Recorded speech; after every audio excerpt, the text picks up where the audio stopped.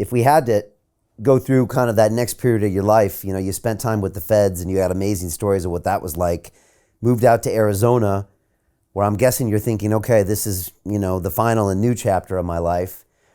And then you get busted and go back in for another 17 years, you corrected me, including going to Supermax. And I've heard your stories about that prison. I mean, that's some serious hard time. What do you say about that period in your life? Or what do you tell people about what happened and what you learned? I'm a pretty smart guy. I made stupid moves over there. What people think is not true. I'm not going to talk about that too much. I just did a serious documentary about it. Now, I didn't do it. Other people, a company from England. I don't even know if I should mention their name, but it's a very serious, good company from England, and they've been working on it real hard. I did all the filming.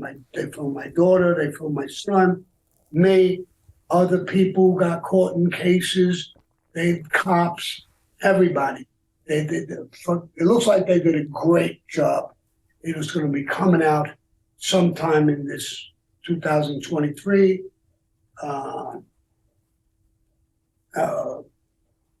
February, March, April, something like that. And people are going to hear it, so I can't really put that out.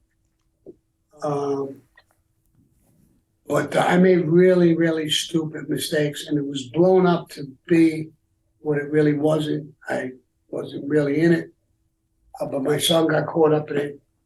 My daughter got caught up with it. She really had nothing to do with it. My son had a little bit to do with it. And my son was facing a lot of time with it. My son-in-law was facing a lot of time with it. And they wanted to make a deal.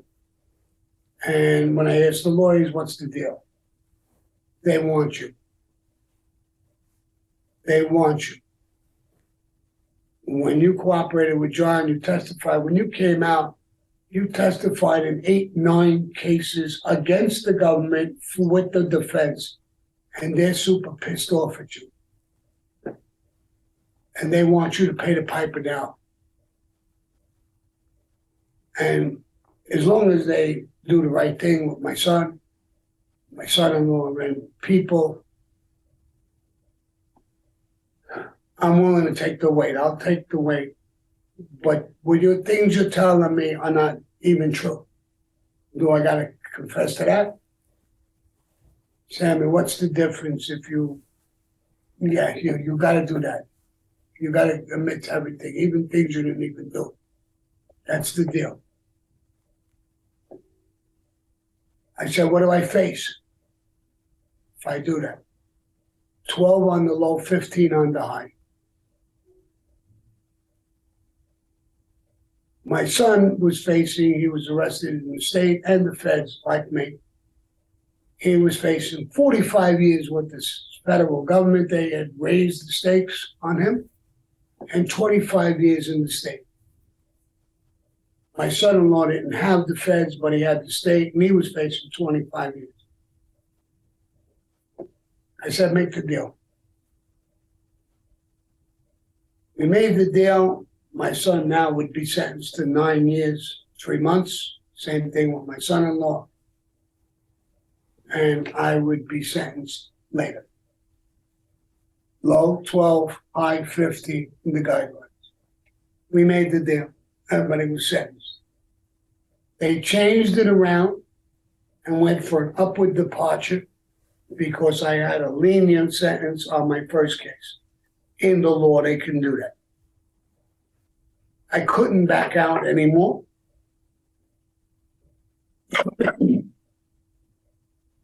So I went to this upward departure hearing. I got blamed for everything under the sun.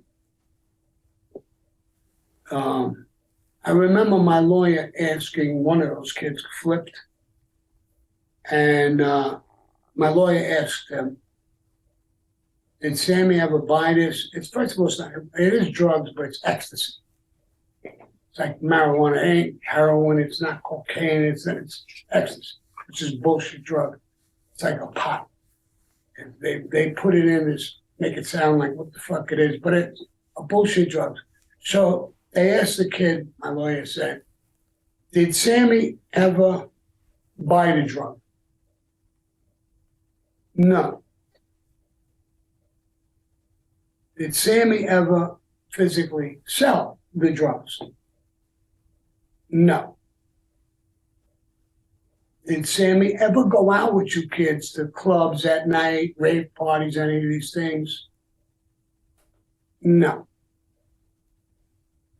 My lawyer said in open court, then what the fuck did he do? Well, I don't know. I think he was the boss.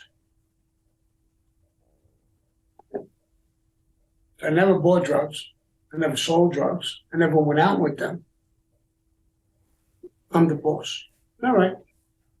And that's what I'm pleading to do whatever. When they sentenced me, they went to the judge and they told the judge, the prosecutors, when Sammy got out of prison in 95, 96,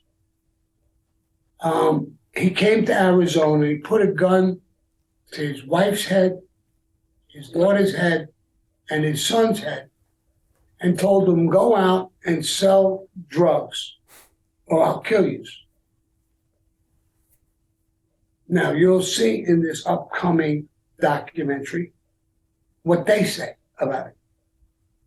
So I'll leave it at that. And that's the furthest thing I would ever do. But I'll leave that to them. And I basically lost the upward departure hearing. Now, remember, the judge who's going to sentence me was told what I did with a gun to my wife, my daughter, and my son. I think my worst enemies in the Mafia know I would never do that. But the judge apparently don't know and thinks that's what he did. This guy's a real lowlife.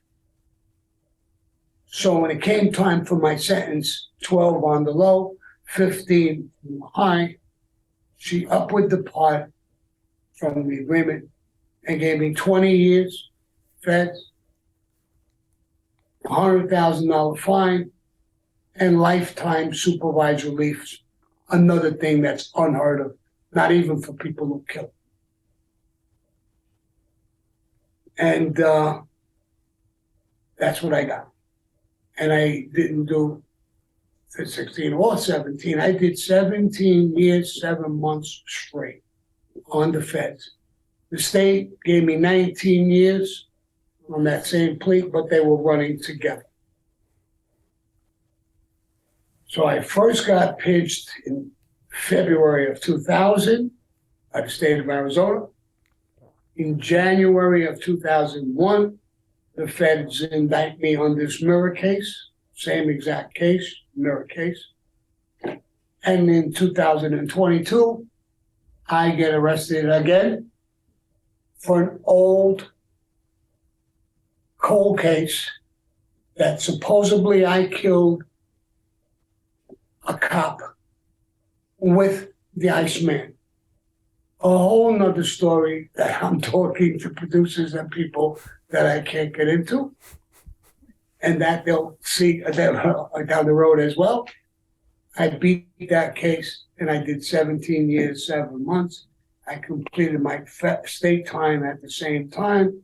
I came out in September 17th, I believe, of 2019 or 17. 17. 17, Yeah. 18, 19, 20. Yeah, 2017. And that's how this whole thing came about. And now I'm talking to you, and I'm about to say, adios, motherfucker, because this thing, I think, has got to stop at some point. And when you come down and see me, you better bring some cannolis and a little bag of money. Because I understand you got a lot of fucking money. The greedy bankers are about to do it again. In 2008, they crashed our financial system. and nearly bankrupted the entire global economy. Then they received trillions of dollars in government bailouts.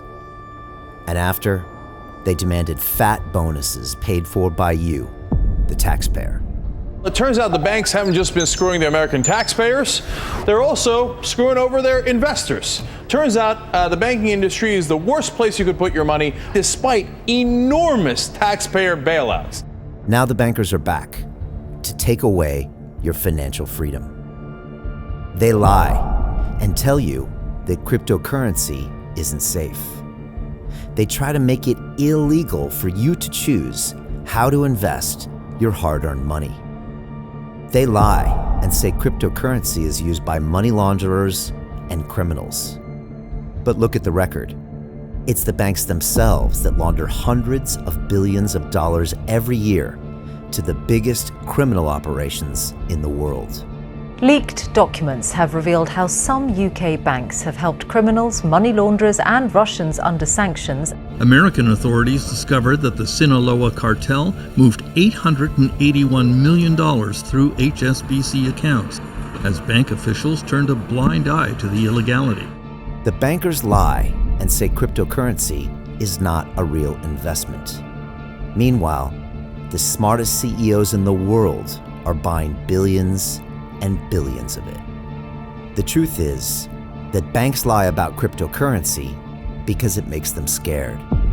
The banks take $9 trillion per year of your hard-earned money, and they are worried that they will finally be exposed. They're scared because crypto means they can no longer control your money, which means they can no longer control you. They are scared because you might actually understand your money and intelligently decide what to do with it. Now is the time for us to come together, fight back, and take control. It's time to educate ourselves, our families, and our communities. Because financial education means financial freedom. We know that cryptocurrencies will help us build the new decentralized financial system of the future. A banking system that is of the people, by the people, and for the people. A banking system where access to finance is a fundamental human right. A banking system that is free and fair and welcomes all humans on this earth. The DeFi revolution is happening. We, the people, can no longer be fooled. We choose to take control of our finances. We choose to take control of our freedom. We choose to take control of our future. Join us, and let's take back our financial freedom forever.